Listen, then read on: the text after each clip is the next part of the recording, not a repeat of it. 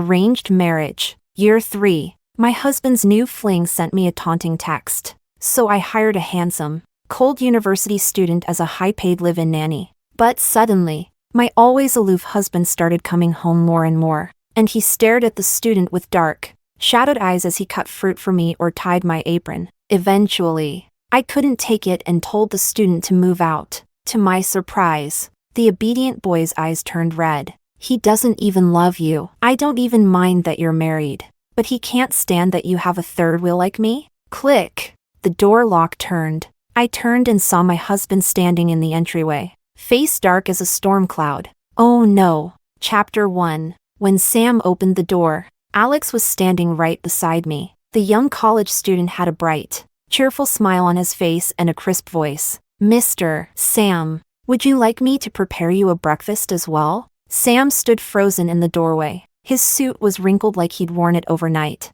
Dark circles under his eyes, jawline tight. His gaze swept between me and Alex. His voice was low and gritty, like it had been scraped across sandpaper. No need. My hand clenched the bedsheet tightly. Sam had always been perfectly well-mannered, even when facing his fiercest business rivals. He never lost his composure, except with me. Our marriage had been messy from the beginning, though he did return home once a month.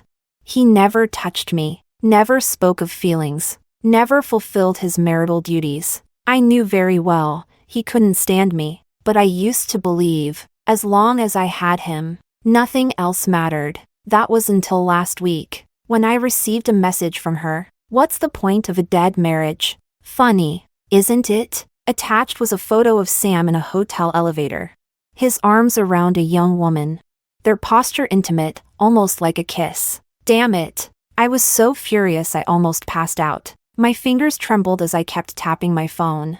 But the message came from an anonymous number. I didn't even know who to curse out. Get out. Sam's cold voice pulled me back to the present. Alex looked at me. I gave a slight nod, and only then did he leave, even thoughtfully closing the door behind him. After a moment, Sam's frigid voice sounded above me. Who is he? I turned away and replied with the same icy tone. My nanny. Chapter 2. The air in the bedroom seemed to freeze for a second. A nanny? Like that? Why not? Aren't we all about helping college students find job opportunities these days? Sam glanced at the soft-boiled eggs and warm milk on my nightstand, his voice commanding. Fire him. I'll have someone from the old house sent over. The man who didn't even bother replying to my texts now suddenly wanted to interfere in my life? I let out a scoff. Rising slowly, silk pajamas slid over my waist. Sam's gaze burned like molten iron. But when it met my collarbone, it immediately darted away, as if just 1 second longer would defile him. 3 years. I used to think Sam was just naturally indifferent, but in that photo, when he kissed that woman, his expression wasn't cold at all. I shut my eyes, forcing back the mess of emotions in my chest. My voice rose without warning. Stay out of it. Alex takes better care of me than you ever have. Suddenly, my wrist was grabbed. Sam's palm was hot, veins bulging, but he was still careful not to hurt me. I turned around to meet those deep, unreadable eyes of his, expression stiff. He draped his suit jacket over my shoulders. Emma, at least don't make both our families lose face again. Face. That word was like a dull knife, slowly slicing open old wounds. In the photo, that woman curled in his arms, shielded, cherished. How respectable he was. I shook his hand off, my fists clenched at my sides, nails biting into skin. But on my face, a smile bloomed. Afraid of embarrassment? Then let's get divorced. My voice was sharp, but trembling. The word divorce floated in the air, light, yet heavy. Surprisingly, I didn't feel heartbroken like I'd imagined. Instead, it felt more like freedom, like removing shackles that had bound me for years. Sam froze. Emotions swirled in his eyes, ones I couldn't read, until he let out a cold laugh. You might not care about your dignity, but I still care about mine. The door slammed with a deafening bang. I stared blankly at the crumpled photo in the drawer. It was the only photo we had together. Graduation day. He gently brushed aside my wind-tossed bangs. There was tenderness in his eyes, tenderness he didn't manage to hide in time. Forget it. Chapter 3. In the study. I was flipping through Alex's documents. My mom's words echoed in my ears. He's your Aunt Monica's son. And that woman never reached out to me. Not even when she was dying. Aunt Monica used to be my mom's best friend. Then my mom married into our family. And Monica ran off with her private tutor. They never saw each other again. The next we heard of her, her husband had been executed for drug trafficking. And she had jumped into a river. At her funeral, only a little boy stood vigil by the coffin. My mother cried so hard she could barely breathe. She always wondered if she tried harder back then. Would Monica have had a different ending? This boy is polite and decent. He even looks a bit like Monica. Do your mom a favor. Get him a job at Sam's company. Alex really was obedient, always calling me sister with lowered eyes and a gentle smile. When we got married, Sam gave me 10% of his company's shares. Getting someone into the company was just a word away. I had planned to bring it up to Sam at lunchtime, when he usually left. But today, of all days, he stayed home, locked in the study, back-to-back meetings. So, I took a shower and waited for him in the bedroom, dressed in my nightgown. When Sam opened the door, I was leaning against the headboard. His eyes paused on the lace fabric for a second, then quickly looked away. I want Alex to intern at your company and be hired full-time after graduation. Sam gave me a long look and said flatly, "No, we just argued that afternoon." I didn't want to push again over something like this. I reached out and gently grabbed his hand, softening my voice. "Why not? Just do me a favor, will you?" He was standing a bit away, so when I pulled his hand, my upper body leaned forward slightly. The thin lace strap slipped off my shoulder. My loosely curled hair partially covered my collarbone. His gaze briefly brushed over my skin. His Adam's apple moved slightly. "You'd go this far for that boy?" I frowned. "It's just a job. What far are we talking about?" I let go of his hand, annoyed. "I can't even help someone get a job? Then what's the point of you giving me those shares?" Before I could finish, Sam grabbed my wrist. His eyes were burning with fury. "Emma, the world doesn't revolve around you." I froze. On our wedding night, I'd pretended to be drunk, face flushed, holding his hand and telling him I loved him, and he'd looked at me exactly like this, voice low and cold with suppressed anger. "Emma, the world doesn't revolve around you." My chest tightened, like something invisible was squeezing my heart. Still, I blinked away the feeling and forced a smile. "Then how about this? I'll give you the shares in exchange for letting him join your company. Deal?"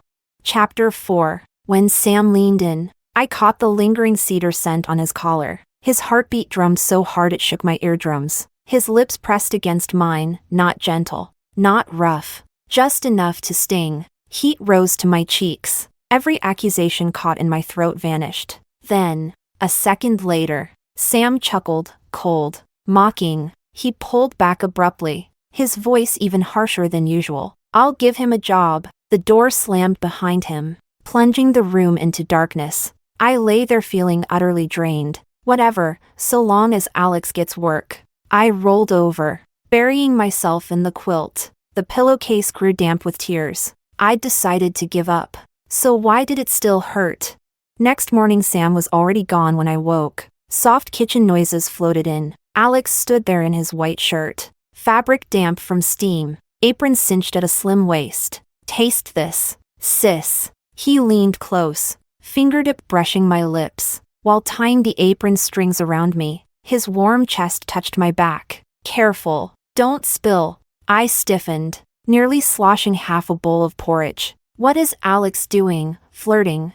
Before I could ask, a crash of breaking glass sounded upstairs. Sam stood at the railing, robe parted to reveal the scar on his collarbone, the one he'd gotten 3 years ago, trying to keep me from falling. Alex suddenly took my hand. "Mr. Sam, would you like to try? I made your wife's favorite flavor." Sam's gaze locked on our joined hands. Embarrassment spread like getting caught cheating, so awkward. For a long moment, just as I was about to bolt, Sam forced a smile and asked softly, "Wife, up so early today?"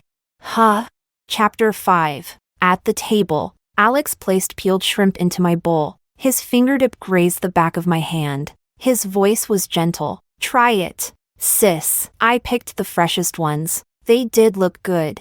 Glossy under a dab of ginger vinegar sauce. Across from me, Sam's knife and fork clanged against china, loud, jarring. What now? Feeling guilty for no reason, I nudged the bowl closer to myself. I can serve myself. But Alex, oblivious, added a piece of sweet and sour rib. You've gotten thinner, eat more. Sam's stare turned icy. My fingers tightened around the chopsticks. Normally I'd have slammed them down. Yet now, why did I feel guilty? For what? Alex, Sam said, voice low. She doesn't like sweet ribs. Alex froze, then offered an apologetic smile. Sorry, sis, I didn't know. It's fine. I cut in, not wanting him embarrassed. Having a bite once in a while. Once in a while? Sam's laugh was icy. Forgot how you broke out in hives and we ended up in the ER 2 years ago? I froze. He actually remembered. Alex went pale, fingers curling. I didn't know. Of course you didn't. Sam sliced his steak deliberately, knife scraping the plate. You've been here how many days? Tension thickened. Damn it, Sam sounded like a first wife lecturing a concubine. I pressed my lips together, then caught Alex's helpless eyes. He came from a mess of a family. He knew nothing of Sam and me. He just wanted to please me. Sam, I sighed, setting my chopsticks down. Alex was only being kind. Kind? Sam lifted his eyes, gaze dark. Under that stare my heart jolted. But I forced myself on. Yes, he's just trying to look after me. A mocking curve tugged at Sam's lips. He said nothing more, simply finished his meal in silence. Yet the food tasted like ash to me. Chapter 6. That night, I stepped out of the bathroom after a shower and was surprised to see Sam still in the bedroom. Usually, even when he came home, he'd stay holed up in the study until late at night and leave first thing the next morning. But today, he was leaning against the headboard, holding a tablet, seemingly dealing with emails.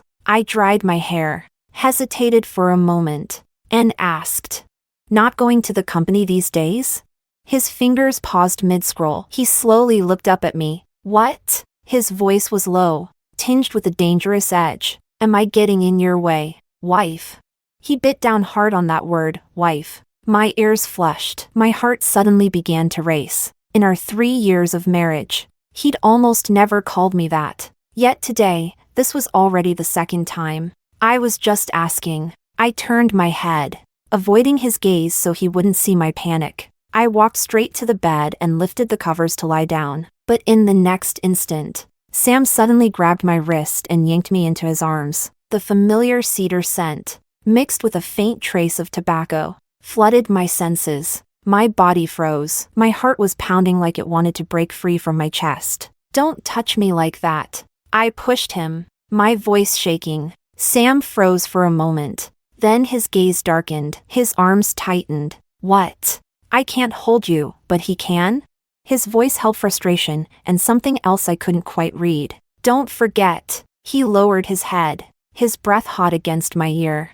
You're my wife, wife. It was like those tangled knots in my heart split open in an instant. I took a deep breath and shoved him hard. And who's the one that forgot that first? Sam stumbled, nearly falling off the bed, his brows tightly furrowed. I snatched up my phone and thrust a photo in front of him. Did you remember you were someone's husband when you were kissing another woman? Sam stared at the screen, his brow furrowing deeper by the second. After a long pause, he suddenly let out a breathy, ironic laugh. That? Seriously? What?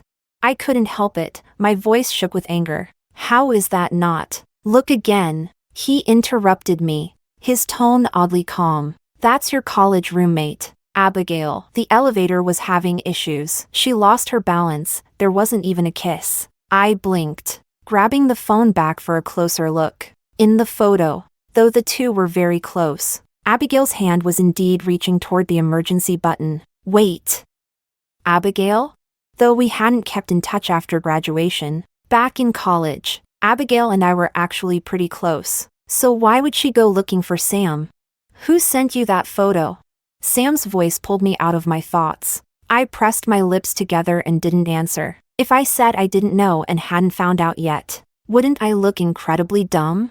He sighed softly, then suddenly pulled me into his arms. His voice was hoarse and low. Emma, I would never do anything to hurt you. His tone was gentle, almost coaxing. My cheeks flushed. My heart pounded uncontrollably. Sam and I had grown up together. Before that incident, he had never spoken harshly to me, but ever since, he hadn't shown me a shred of warmth. I looked up and met Sam's eyes, lips parting to say something, but at that exact moment, growling, my stomach growled embarrassingly. Sam, me. He was silent for 2 seconds, then abruptly let go of me, grabbed his coat, and turned to leave. Where are you going? I asked reflexively. To get food. He didn't even look back as he added, and once you've eaten, have that, whoever he is. Pack up and leave, got it? Huh? I stared at his retreating figure. Wait, so in the end, this is still about that? Chapter 7. It was late. I sat by the bay window in the bedroom, staring at the photo on my phone again and again. Abigail and Sam in the elevator, her fingers resting on his tie. I have to ask Abigail about this tomorrow, I murmured, tapping my finger absently against the edge of the screen. Suddenly, the sound of the doorknob turning broke my train of thought. Sam?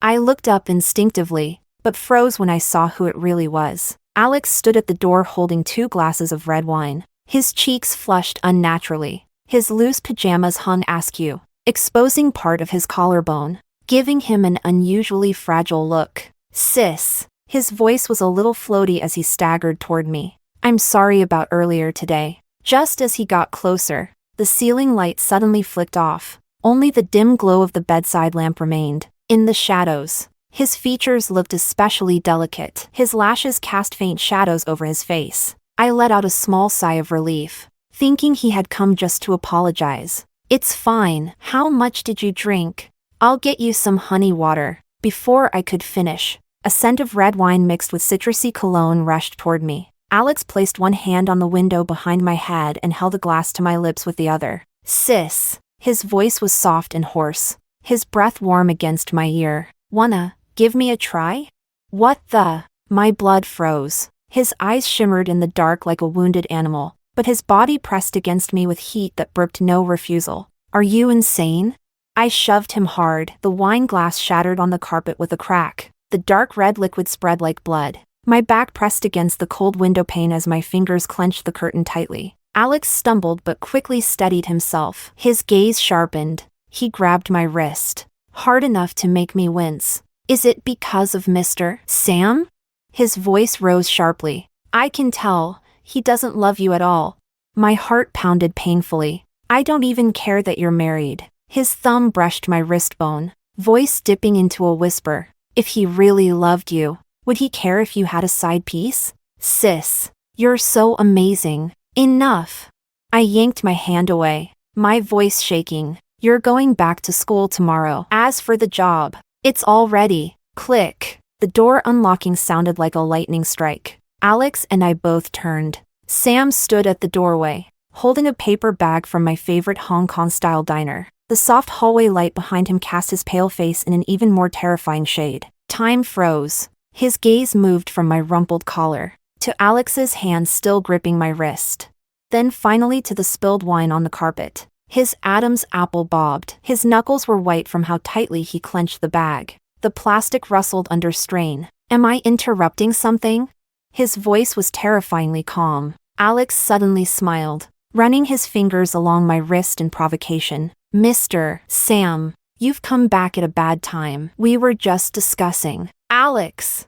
I cut him off sharply, yanking my hand away. You're drunk. Sam strode in and slammed the bag onto the nightstand. I caught the familiar scent of shrimp dumplings and rain on his clothes. He grabbed Alex's shoulder, voice low and cold. Get out. Chapter 8. After Alex left, only Sam and I remained in the room. He stood by the bed, long fingers unbuttoning his blazer. He tossed it onto the sofa, then walked over and pushed the still steaming shrimp congee in front of me. Eat. His voice was low and brooked no refusal. I looked down at the bowl. Plump shrimp floated on the surface, the aroma rising warmly. This had once been my favorite comfort food, before everything fell apart. I used to drag him out to that Hong Kong cafe in the middle of the night. He'd always grumble, "Eating this at night will make you fat." But still, he'd go with me. I never expected him to remember. I picked up the spoon and took a bite. The warm congee slid down my throat, spreading heat through my chest. Sam sat across from me, his gaze deep and fixed. The room was so quiet. Only the sound of me swallowing filled the air. The atmosphere felt heavy, so I set the chopsticks down. After hesitating a moment, I spoke. "Sam, about Alex and me, it's not what you think." But Sam suddenly interrupted me. "I believe you." I froze. Looking up at him, the corner of his mouth lifted faintly, his eyes glinting with mild mockery. "You wouldn't fall for him." I blinked, then couldn't help but laugh. That line was so typically arrogant of him, as if he was saying, "That guy? He's not even in your league." The tension in the room eased instantly. It was the first time we'd had a peaceful moment since that incident. I went back to eating, and after a while, let out a small, satisfied burp. Sam raised a brow, pulled out a tissue, and gently wiped the corner of my lips with his fingertip. His touch was warm and light, but it made my whole body tense up. Suddenly, the room felt filled only with the sound of our breathing. His eyes fell on my lips. His gaze grew darker, deeper. My heartbeat quickened. My fingers unconsciously gripped the edge of the table, just as the tension started to simmer into something more. Bzzz. His phone buzzed loudly. Sam frowned, pulled it out, and glanced at the screen. His expression shifted. "I need to go." He stood, his voice back to calm and distant. "Now?" I looked out the window in surprise. It was deep into the night, and rain poured down the glass in winding streams. "It's urgent." He grabbed his coat and walked toward the door. I stayed where I was, an odd sense of disappointment swelling in my chest. At the door, he suddenly paused and turned to look at me. "This weekend," he hesitated. "If I can clear some time, let's go somewhere. Will you come?" I stared, heart skipping a beat. Was he asking me out? I pressed my lips together, then nodded. "Okay." The corners of his mouth curved, so slightly it was almost imperceptible. Then he turned and left. As the door closed, I covered my flushed face, unable to stop the smile forming. Was it finally happening? Were we finally finding our way back to each other? Chapter 9. In the days that followed, I asked Alex to move out and arranged for him to report to Sam's company. Before leaving, he stood at the doorway, eyes filled with complicated emotions. "Are you really kicking me out, sis?" His voice was hoarse, tinged with unwillingness. I took a deep breath and replied firmly, "Alex, there is absolutely nothing possible between us. Do you understand?" His eyes turned red, his fingers clenched and released before he finally murmured, "Okay." He turned and left. His back looked thin, like an abandoned little animal. I watched him walk away. A bit of guilt lingered in my chest, but above all, I felt relief. As long as he wasn't here, there would be no more misunderstandings between Sam and me. But in the days that followed, Sam didn't return. I messaged him. He only replied with one word, "Busy." I kept telling myself, he must really be caught up with work. He'll come back this weekend. Until, ding, my phone screen lit up. Another photo from an unfamiliar number. I tapped to open it, and all the blood in my body turned to ice. In the photo, Abigail and Sam stood by the entrance of our neighborhood. She was on tiptoe, her lips nearly brushing his chin. Sam's hand was resting on her waist. The timestamp, exactly the night he left home. My fingers trembled, gripping the phone tightly. He lied to me? He didn't leave that night for any urgent business. He went to meet Abigail?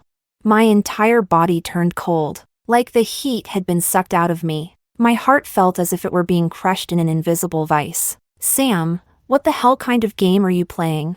Chapter 10. I stared at the screen. Abigail's number still went unanswered. Sam's last message on WeChat was 3 days ago, "See you this weekend." But today was Sunday. The rain outside had quieted. I stood by the floor-to-ceiling window, unconsciously running my fingertips along the edge of my phone. Why did Sam lie to me?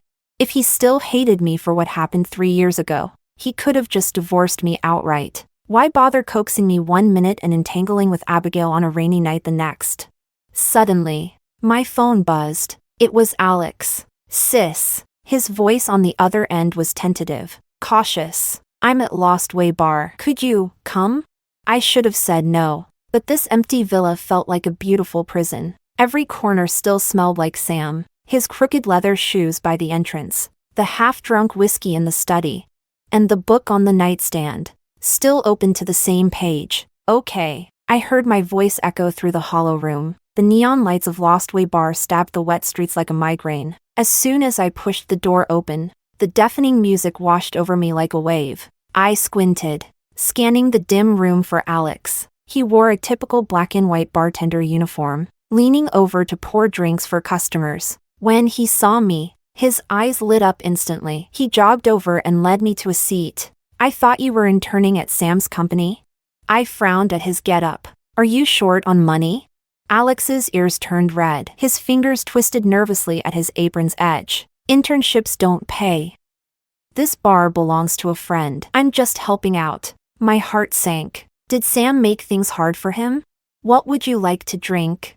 He leaned in slightly, the fresh scent of citrus clinging to him. My treat. Long Island iced tea. I answered without thinking. That was my favorite drink in college. And the same drink I had the night 3 years ago when I got tipsy and, on a whim, texted Sam an entire screen full of love confessions. Alex returned quickly with the drink. The amber liquid shimmered under the lights, garnished with a slice of lime. I took a sip. The familiar burn down my throat sparked a wave of nostalgia. You haven't come to places like this since you got married, right?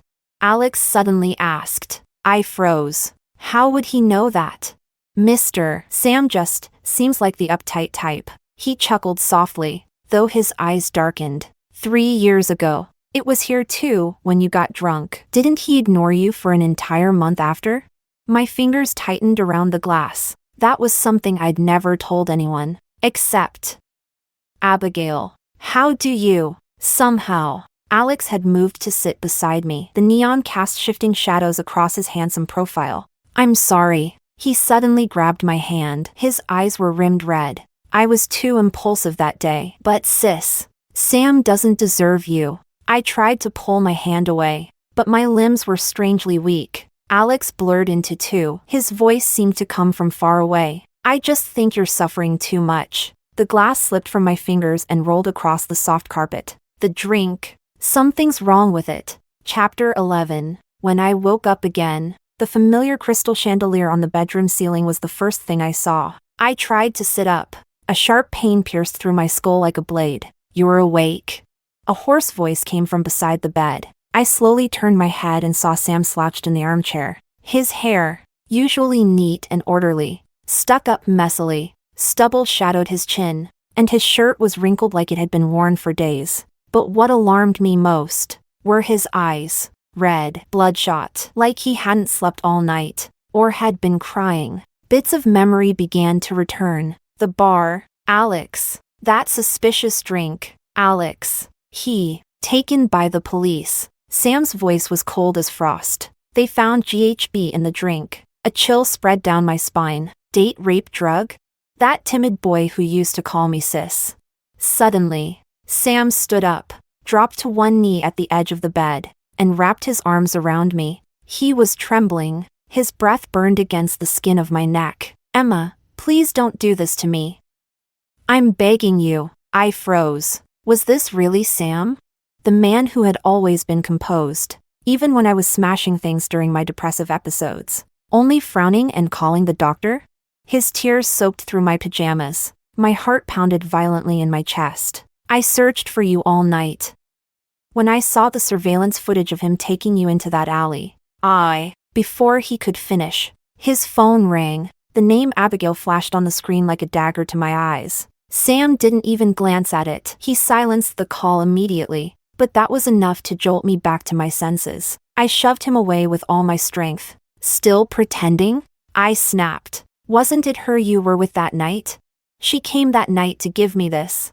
Sam pulled a USB drive from his pocket. This contains everything Alex dug up on you. He never approached you with good intentions. The world tilted. No wonder Alex had said those things in the bar. No wonder he knew. But then, what about Abigail and Sam? That photo. Was it deliberately sent to provoke me? Sam cupped my face in his hands, pressing his forehead to mine. Emma, I worked like hell these 3 years because I didn't dare come home. I was scared that if I looked at you one more time, I'd forgive you. But yesterday, I realized. He choked up, his voice cracked. Emma, no matter what you do to me. I stared at him, heart racing, then interrupted. Wait, forgive me, for what? Exactly? Chapter 12. Sam's fingertips slowly traced the rim of his coffee cup. His eyes were lowered, as if searching for the right words. Emma, he finally spoke. Do you remember the fight we had before graduation? My brows furrowed as memories flooded back. That month had been the messiest time of my life. Sam and I were barely speaking. He stopped replying to my messages, ignored every call. He didn't even show up at graduation. I remember. I said, voice rough. I asked you what we even were, and you couldn't give me a single answer. Sam looked up, his dark eyes brimmed with emotion I couldn't quite read. Because before that, I saw a video. My heart skipped. You were making a bet with someone. He continued, voice hoarse. You said, Sam will definitely marry me. He's an easy catch. My blood turned cold. That night slammed back into my memory. The bar, the blurry lights, the alcohol stinging my throat. Emma, didn't you say Sam hasn't even kissed you? My so-called friends had teased me. What? Are you two even really a couple? I'd gotten reckless, grabbed a guy next to me and kissed him hard, right in front of everyone. What's there to be scared of? I laughed, letting go of him. Sam will marry me. I'll win him over. No doubt. Everyone cheered and laughed. But deep down, I felt hollow. All I could think about was Sam's cold, detached stare. My fingers curled into fists. My nails dug into my palms. So you saw that? I whispered. Sam paused, then nodded. Abigail sent it. I froze. I thought, he said, voice rasping, if you weren't even sure you liked me, then maybe I shouldn't hold you back. I shot to my feet. The screech of the chair dragged across the floor. So you ignored me for a month? My voice trembled. Sam, do you know I nearly lost my mind? He looked up at me, and there was a pain in his eyes I had never seen before. Do you know? I choked out. When I stood on the rooftop of that hotel, I really thought about jumping. Silence fell like a heavy curtain. Sam clenched his hand tightly, his knuckles turning white. He struggled to speak. I wanted to save everything for after we got married. That's why I didn't confirm anything with you before. I stood frozen. So he didn't reject me because he didn't love me. He loved me too much, so much that he didn't dare touch me. He was afraid I'd regret it. My nose stung. I nearly cried, but bit down hard on my lip. Abigail, I said, voice shaking. Why would she do that? Sam said nothing. We're going to see her. I stared at him, voice cold and steady. I want to hear her say it to my face. Chapter 13. Abigail's fingers tapped nervously against her coffee cup. The chipped nail polish on her hands revealed how far she'd fallen. When she instinctively covered her faintly swollen belly, my eyes narrowed. I'm sorry, she suddenly said, voice hoarse. I looked up at her. Her face was pale and tired, with dark shadows under her eyes. Gone was the bright, innocent girl I'd known in college. Why? My voice was quiet. Weren't we friends? Friends? Abigail snapped her head up, a flash of resentment in her eyes. Emma, be honest with yourself. Did you really treat me like a friend? I froze. In college, you gave me all your unwanted handbags and clothes, she said, her voice trembling. You said you were gifting them, but you were just throwing scraps my way, reminding me that you were the rich, privileged one. I opened my mouth, but couldn't find the words. Most of those things were barely used, and I gave them to her because I knew her family was struggling and she was too proud to accept anything new. But I didn't explain. What was the point now? Sam, sitting next to me, tapped his fingers lightly on the table. Abigail flinched like a startled animal. Let's get to the point, Sam said coldly. Tell us about Alex. Abigail bit her lip before finally confessing. She and Alex had been together for half a year. He approached her first. Then after they got together, he told her, "I'm the illegitimate son of the family. If you help me break up Emma and Sam, I'll be accepted back. And you'll be my wife." She believed him, but it was all a lie. Alex didn't care about any inheritance. What he wanted was revenge. He hated my mother, hated me, hated our entire family. He believed that if my mother hadn't married my father, his mother wouldn't have ended up marrying another man who betrayed her, pushing her to take her own life by jumping into the river. In his eyes, his mother and he were both robbed of the future they deserved. So he used Abigail, and he used me, all just to hurt us. Now, Alex was in a detention center, and Abigail, pregnant, had gone to see him, but all he gave her was a cold, mocking look and one word: abort. At that, Abigail finally broke down in tears. "Emma, I have nowhere else to go." She turned to Sam, voice shaking. Suddenly, a tablet slid across the table. Sam gave a cold laugh, tapping his finger once before showing her the screen. It was surveillance footage. Alex handing a packet of white powder to a man in a suit. The date stamp showed it was 2 weeks ago, right during his bail period for drugging me. With drug trafficking and attempted assault stacked together, Sam said flatly, "He won't see the outside of a cell again, and you might want to think twice about the baby." "Are you even sure?" "No," Abigail screamed, cutting him off. "He told me it was just party stuff. Just for fun. He said it wasn't serious." Suddenly, sirens wailed outside. Abigail fell silent. Her eyes widened in panic as 3 police officers marched in through the door. When the cold handcuffs locked around her wrists, she finally broke down screaming, "I'm innocent. He made me do it. I didn't know anything. Please." Drug trafficking, attempted murder, extortion. The officer read off the charges calmly. "Miss Abigail, you have the right to remain silent." Chapter 14. 3 months later. Top floor of Sam's corporate headquarters. I stood before the floor-to-ceiling window, gazing at the people below, tiny as ants from this height. Behind me, the television was playing the news. Today, Alex, the ringleader of an international drug trafficking network, was shot dead while attempting to escape during a prison transfer. His accomplice Abigail, convicted of trafficking drugs while pregnant, has been sentenced to life in prison. Sam wrapped his arms around me from behind, his warm palm resting gently over my belly. "The doctor said the baby is doing great." I smiled and placed my hand over his. Sunlight poured through the window, landing on the wedding ring on my finger, glistening with promise. Sam turned off the TV and pressed a kiss to the top of my head. "It's time for the prenatal checkup."